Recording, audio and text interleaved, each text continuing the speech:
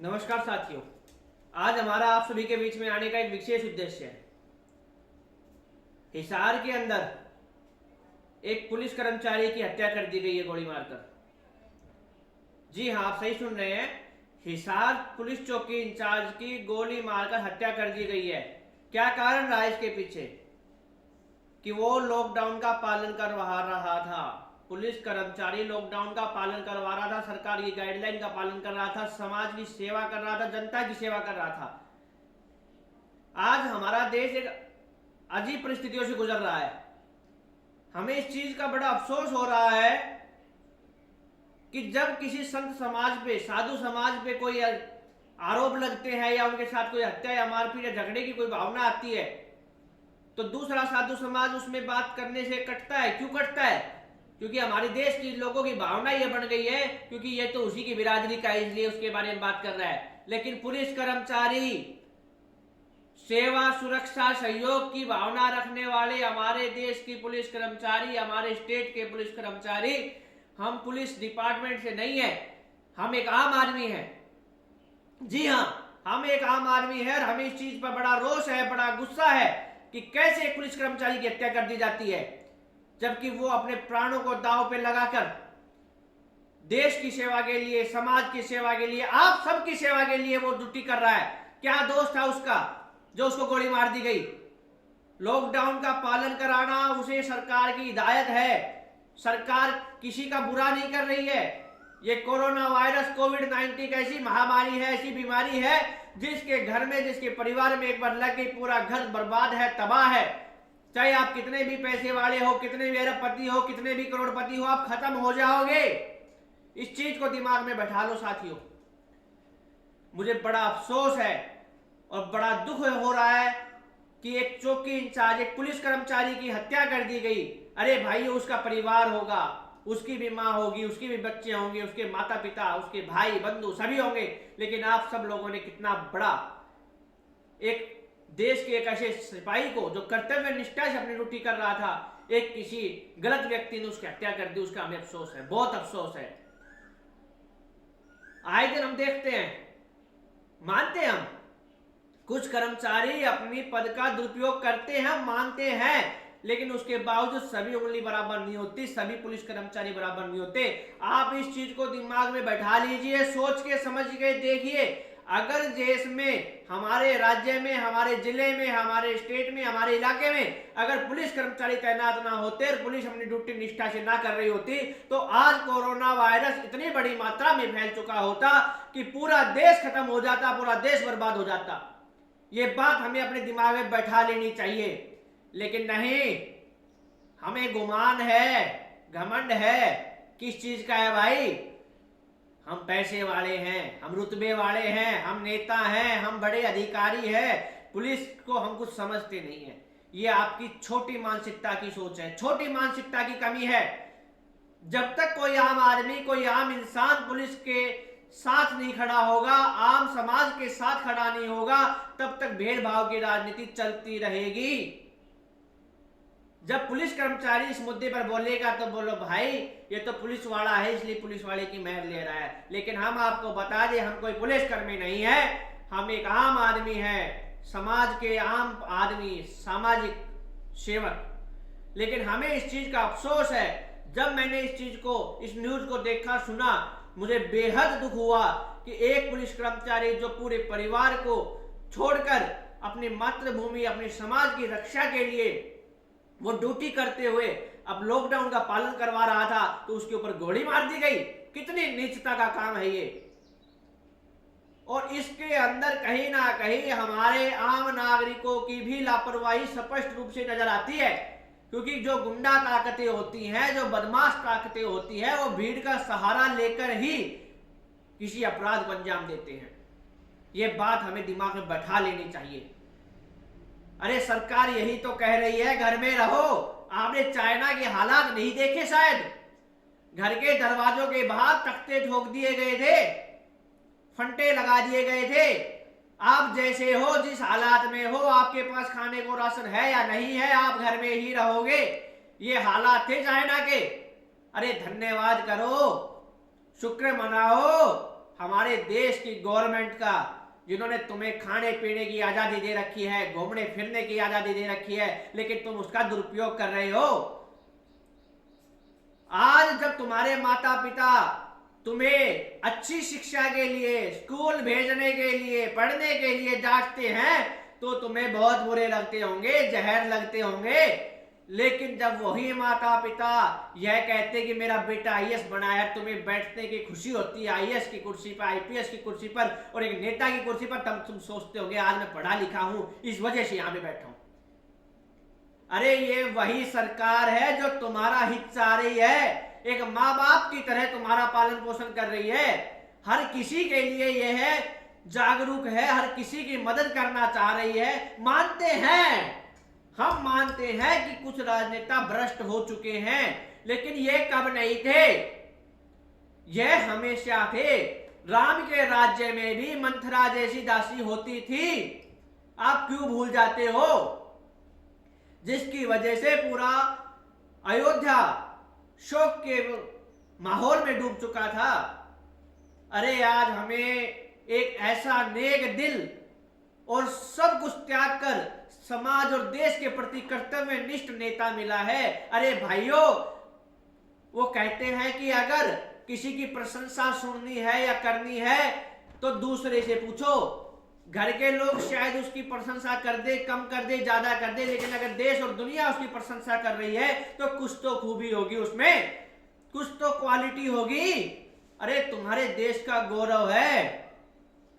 आज हमें खुशी होती है, हम कहीं विदेश में जाते हैं, पूछते हैं कहां से आए, हम कहते हैं इंडिया से, हम भारत से आए हैं। लोग हमें इज्जत की निगाह से देखते हैं, इज्जत की नजर से देखते हैं और कहते हैं वो तुम्हारा पीएम मोदी है। अरे उनकी रूह कांप जाती है जब हम कहते हैं कि हम इंडिया से आए हैं। वो कहते हैं इनका पीएम मोदी है, इनका संरक्षक मोदी है, इनका पालक मोदी है। और आज हमें गर्व होता है कि हम भारत के नागरिक हैं।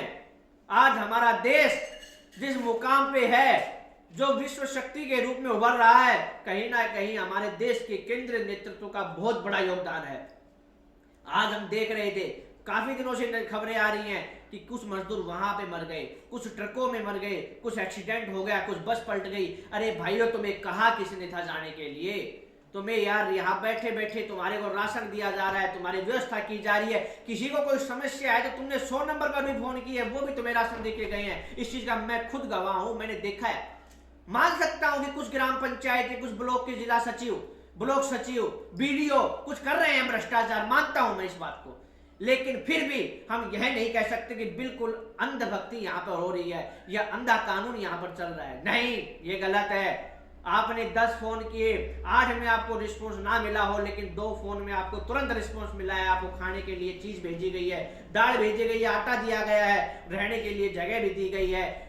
जन समाज के कार्यकर्ता मैं देख रहा हूं, गुड़गांव से, दिल्ली से, बॉम्बे से, कलकत्ता से, पता नहीं देश के विभिन्न स्थानों से लोग अपनी जान को जोखिम में डाल करके सामाजिक कार्यकर्ता और आप सब लोगों के लिए भोजन की व्यवस्था कर रहे हैं, खाना बना रहे हैं, बांट के आ रहे हैं। मैं देख रहा हूं वो रसोई जो दिल्ली में चल रही है, रोजाना 2000, 1500, 1000 आदमियों का जो रोजाना खाना बना रहे हैं, रोजाना वो उसे वितरित कर रहे हैं, उन्हें अपनी जान के जोखिम में डाल के आपके लिए सेवा कर रहे हैं। फिर आप कैसे कह सकते हो भूखे मर गए? नहीं, ये आपकी मानसिकता, आपकी अनपढ़ता कहीं ना कहीं हमें इस देश को इस मुकाम पे लाकर छोड़ रही है, जो हमें कहीं ना कहीं दबोने का काम करेगी। अरे भाइयों, आप कमेरे वर्ग हो, मजदूर वर्ग हो, कमेरे वर्ग हो, देश की बुनियाद हो। आप अपने आप को कमजोर मत समझो। आप ये समझो कि देश ने आपके से कुछ मांगा है, इस युद्ध में, इस लड़ाई में आपसे कुछ मांगा है, तो सिर्फ आपका एक सहयोग, वो यह है कि आप जहां हैं वहीं रहें, जहां है सुरक्षित रहें, जहां है वहीं रहें, वहीं आपको सारी चीजें मिलेंगी। आपके घर जाने की व्यवस्था की जा रही है, आपको बसें दी जा रही है, आपके लिए ट्रेन स्पेशल चलाई जा रही है, लेकिन हालात तो काबू कीजिए। अरे साथियों, अरे मेरे बंधुवर, मैं आपसे हाथ जोड़ के प्रार्थना करता हूं, जो ये मजदूर तबका हमारा बार बार इधर उधर भाग रहा है, कोई महाराष्ट्र जा रहा है, कोई बंगाल जा रहा है, कोई उत्तर प्रदेश जा रहा है, कोई राजस्थान जा रहा है। अरे भैया, घर वही रहना है, परिवार वही रहना है। अगर आप जिंदा रहे, आप सुरक्षित रहे, स्वस्थ रहे, तो परिवार को ज्यादा खुशी होगी, बशर्ते आपकी वहां लाश जाए, उससे ज्यादा दुख उनको नहीं हो सकता। क्या सोच रहे हैं वो साथी जो ट्रकों में बैठ के जा रहे थे, आज आपकी ये हादसों के कारण मृत्यु हो गई है, किसको जिम्मेदारी देंगे आप उसको? नहीं, आप सरकार को दोष नहीं दे सकते। सरकार ने आपको ट्रकों में नहीं बैठाया था, सरकार ने आपके लिए बसों की सुविधा की है, सरकार ने आपके लिए ट्रेन की सुविधा दी है, सरकार ने आपके लिए खाने की सुविधा दी है, लेकिन सरकार का कहना आपने एक बार भी नहीं माना। आप पैदल चल दिए। हमें बड़ा दुख हो रहा है, वो बच्चा जो उस बैग की ट्रॉली पर जा रहा था, वो बच्चा जो एक पिता कांधे पर उठा के मृत बच्चे को लेके जा रहा था 4 साल का, हमें दुख हो रहा है उस चीज से, लेकिन हम ये कह रहे हैं कि कहीं ना कहीं हमारी लापरवाही है। अरे मेरे भाइयों, आपकी लापरवाही है।